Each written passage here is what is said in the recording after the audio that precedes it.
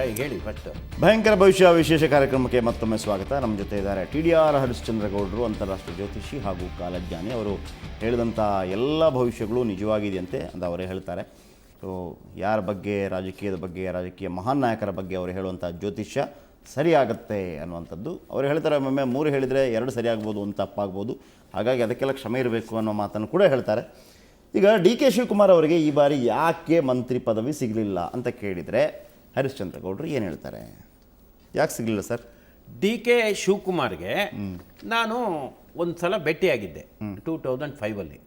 ನೋಡಿ, ಅವರು ಏನೇನೋ ಮಾತಾಡ್ತಾ ನಾನು ಹೇಳಿದೆ, ನಿಮ್ಮ ವಿಲಾಸರಾವ್ ದೇಶಮುಖ್ ನೀವು ಸ್ನೇಹಿತರು, ಅವ್ರನ್ನ ನಮ್ಮ ದೇವಸ್ಥಾನಕ್ಕೆ ಕರ್ಕೊಬಂದು ನಾಳೆ ನೀವು ಏನೋ ಆಗಿಬಿಡ್ತೀರಿ ದೇವರ ಆಶೀರ್ವಾದದಿಂದ ಅಂತ ಅವರು ಅಹಂಕಾರ ಮಾಡಿದ್ರು. ಆಮೇಲೆ ನಾನೊಂದು ಲೆಟ್ರ್ ಬರೆದೆ ಅವರಿಗೆ, DK ಶಿವಕುಮಾರ್ಗೆ. ಲೆಟ್ರ್ ಓದ್ತೀನಿ. Mr. DK Shivakumar, former Minister, MLA, Government of Karnataka, Bangalore. Respected sir, there is likelihood of international terrorists raining chain of bombs on Mumbai metropolitan city. Therefore, I request you to see that the Chief Minister of Maharashtra, Sri Vilasrao Deshmukh, to visit and conduct special puja at Sri Sri Sri Venkatramana Swami Temple, Tudur Dodmane Village, Mandigadde Hovli, Tudur Tirthali Taluk, Shivamoga District. If the puja was conducted, there will not be any bomb explosion in Mumbai city. ಇದು 26/11/2005 ಬರೆದೆ.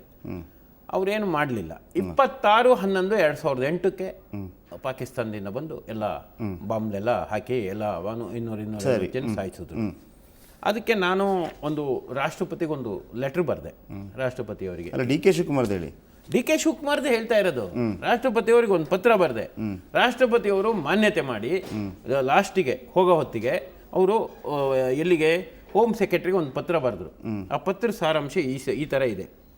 Enclosed please find here in petition dated 4/7/2002 against then Maharashtra Governor Sri S.M. Krishna, the then Chief Minister Sri Vilasrao Deshmukh, and then Karnataka State MLA Sri DK Shivakumar. Sri TDR Harishchandra had informed 26/11/2005 that the international terrorists will be raining chain of bombs on Mumbai metropolitan city.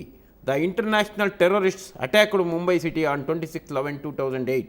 Prior to that, on 8/3/2008, TDR Harishchandra had submitted a letter to the then Defence Minister A.K. Antony predicting the bomb blast. Above petition was received by Her Excellency Honorable President of India at the Rashtrapati TDR Harishchandra at New Delhi. Action taken by 3 present Minister Government of India, New Delhi, and the then President Sri DK Shivakumar from Karnataka state. ಇದನ್ನು ಬರೆದ್ರು, action ತಗೊಳ್ಳಿ ಅಂತ. ಅದು action ತಗೊಳ್ಳಿ ಅಂತ ಬರೆದಾಗ ಅದು home minister Shinde ಅವರು ಪ್ರೈಮ್ ಮಿನಿಸ್ಟ್ರು, ಅಲ್ಲಿಂದ ಪ್ರೈಮ್ ಮಿನಿಸ್ಟ್ರಿಂದ ಸೋನಿಯಾ ಗಾಂಧಿಯಿಂದ ರಾಹುಲ್ ಗಾಂಧಿ ಹೋಗಿದೆ. ಅದು ಈಗ ನೀವು ಲೆಟರ್ ಬರೆದಿರೋದಕ್ಕೆ ಅವ್ರಿಗೆ ಸಿಗಲಿಲ್ಲ. ಯಾರಿಗೆ? DK ಶಿವಕುಮಾರ್ಗೆ. DK ಶಿವಕುಮಾರ್ ಕೊಟ್ಟೆ, ನಾನು ಕೊಟ್ಟಿದ್ದೀನಿ 2005 ಕೊಟ್ಟೆ. ಅಲ್ಲ, ಈಗ ಯಾಕೆ ಸಿಕ್ಕಿಲ್ಲ ಅಂತ ಅವರಿಗೆ ಮಿನಿಸ್ಟ್ರಿಗಿರಿ? ಬಹುಶಃ ರಾಹುಲ್ ಗಾಂಧಿ ಇದನ್ನ ಸೀರಿಯಸ್, ಕೃಷ್ಣನ್ ಹೆಂಗೆ ತೆಗೆದ್ರು DKಗೂ ಕೊಡ್ಬೇಡಿ. DKದು ಏನು ಪಾತ್ರ ಇಲ್ಲ ಇದರಲ್ಲಿ. ಅಕ್ರಮ ಗಣಿಗಾರಿಕೆ ವಿಚಾರ ಅಲ್ವಾ ಆಗಿದ್ರೆ? ಅದು ಗೊತ್ತಿಲ್ಲ ನನಗೆ. ಅಕ್ರಮ ಗಣಿಗಾರಿಕೆ ವಿಚಾರ ನನ್ನ ಕನ್ಸರ್ನ್ ಏನಿದೆ, ನಾನು ಮಾತ್ರ ಹೋರಾಟ ಮಾಡೋದು. ಅಕ್ರಮ ಗಣಿಗಾರಿಕೆ ವಿಚಾರ ಬೇರೆ ಬೇಕಾದಷ್ಟು ಜನ. ಸರಿ. ಈಗ ಖರ್ಗೆ ಕತೆ ಏನು? ಖರ್ಗೆ 2 ಗುಣಗಳಿದೆ. ಒಂದು ದಲಿತ ವಿರೋಧಿ. ದಲಿತ ವಿರೋಧಿನ? ಹೌದು.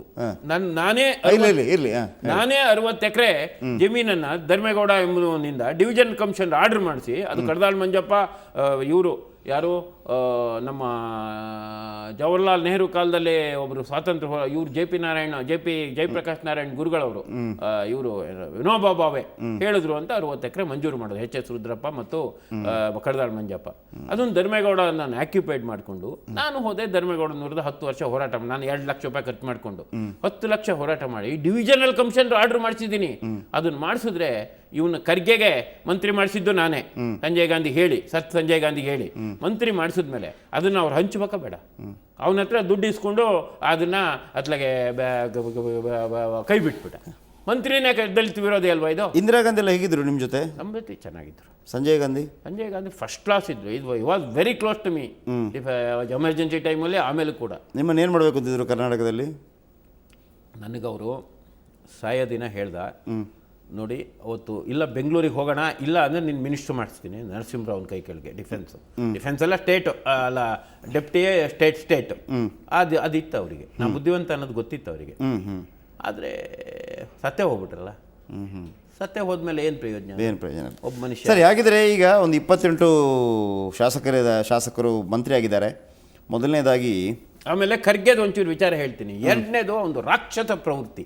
ಅದನ್ನು ನಾನು ಇವತ್ತೇನು ಹೇಳಲ್ಲ. ರಾಕ್ಷಸ ಪ್ರವೃತ್ತಿ ಸೋನಿಯಾ ಗಾಂಧಿಗೆ ಮುಟ್ಟಿ, ರಾಹುಲ್ ಗಾಂಧಿಗೆ ಮುಟ್ಟಿ, ಆಸ್ಕರ್ ಫರ್ನಾಂಡಿಸ್ಗೆ ಮುಟ್ಟಿ ಎಲ್ಲ ಡಿಸ್ಕಸ್ ಮಾಡಿ ಕೊಟ್ಟರೆ ನಾಳೆ ನಮಗೆ ಕೆಟ್ಟ ಹೆಸರು ಬರ್ತದೆ ಅಂತ ಹೇಳಿದ್ಮೇಲೆ ಅವ್ರನ್ನ ಕೈ ಬಿಟ್ಟರು. ರಾಕ್ಷಸ ಪ್ರವೃತ್ತಿ ಖರ್ಗೆ ಅದಿದೆಯಲ್ಲ, ರಾಕ್ಷಸ ಪ್ರವೃತ್ತಿ ಅದು. ಆದರೆ ಅವರ ಇದೇನು ಸಮಸ್ಯೆ ಅಲ್ಲ, ಅವರಿಗೆ ಮುಖ್ಯಮಂತ್ರಿ ಪದವಿ ತಪ್ಪಿದ್ದು ಅದು ರಾಕ್ಷಸ ಪ್ರವೃತ್ತಿ. ಅದು ಆ ಪ್ರವೃತ್ತಿ ಮಾಡಿರೋದು ಅವ್ರಿಗೆ ರಿಪೋರ್ಟ್ ಹೋಗಿದೆ. ಮೆತ್ತನ್ ಕಳ್ಳರು ಅಂತಾರಲ್ಲ, ಆ ಜಾತಿಗೆ ಸೇರಿದನವನು. ಮತ್ತೆ ಎಲ್ಲ ರೇಸಲ್ಲಿದ್ರಲ್ಲ, ಆರ್ ವಿ ದೇಶಪಾಂಡೆ, ಆಮೇಲೆ ಶಾಮನೂರು ಶಿವಶಂಕರಪ್ಪ, ಇವರೆಲ್ಲ ರೇಸಲ್ಲಿದ್ದರು ಮುಖ್ಯಮಂತ್ರಿ ಆಗಬೇಕು ಅಂತೇಳಿ. ಅವರಿಗೆಲ್ಲ ಕೈ ತಪ್ಪಿ. ಈಗ ಆದಿಲೋಗ ದಾಸಯ್ಯನೂ ರೇಸಲ್ಲಿ ಇರ್ತಾನೆ. ಎಲ್ಲರಿಗೂ ಪದವಿ ಸಿಗ್ತಾರ? ಯಾರಿಗೋ ಒಬ್ಬಗೆ ಅದೃಷ್ಟವಂತನಿಗೆ ಸಿಗ್ತಾನೆ. ಓಕೆ, ಸರಿ. ಹಾಗಿದ್ರೆ ನಾವು ಭಯಂಕರ ಭವಿಷ್ಯದಲ್ಲಿ ಇನ್ನಷ್ಟು ಕೆಲವು ಮಾಹಿತಿಗಳನ್ನು ಪಡೆಯೋಣ. ವಿಶೇಷವಾಗಿ 28 ಸಚಿವರು ಹೇಗಿರ್ತಾರೆ ಅನ್ನುವಂಥದ್ದು, ಅವರ ಭವಿಷ್ಯ ಹೇಗಿದೆ ಅನ್ನುವಂಥದ್ದು. ಹರಿಶ್ಚಂದ್ರ ಗೌಡರು ಅವರು ಹೇಳ್ತಾರೆ, ಅವರು ಕಾಲಜ್ಞಾನಿ, ಅಂತಾರಾಷ್ಟ್ರೀಯ ಜ್ಯೋತಿಷಿ. ಅವರು ಹೇಳಿದ್ದು 100ಕ್ಕೆ 100 ಸತ್ಯ ಅಲ್ಲದಿದ್ದರೂ ಒಂದು 90% ಆದರೂ ಸತ್ಯ ಆಗುತ್ತೆ ಅಂಥೇಳಿ ಹರಿಶ್ಚಂದ್ರ ಗೌಡರು ಹೇಳ್ತಾರೆ. ಬನ್ನಿ ನಾವು ಕೂಡ ಸ್ವಲ್ಪ ಕೇಳ್ಕೊಳ್ಳೋಣ 28 ಸಚಿವರ ಭವಿಷ್ಯ ಹೇಗಿರುತ್ತೆ ಅನ್ನುವಂಥದ್ದು. ಅದಕ್ಕಿಂತ ಮೊದಲು ಈಗ ಭಯಂಕರ ಭವಿಷ್ಯದಲ್ಲಿ ಒಂದು ಬ್ರೇಕ್.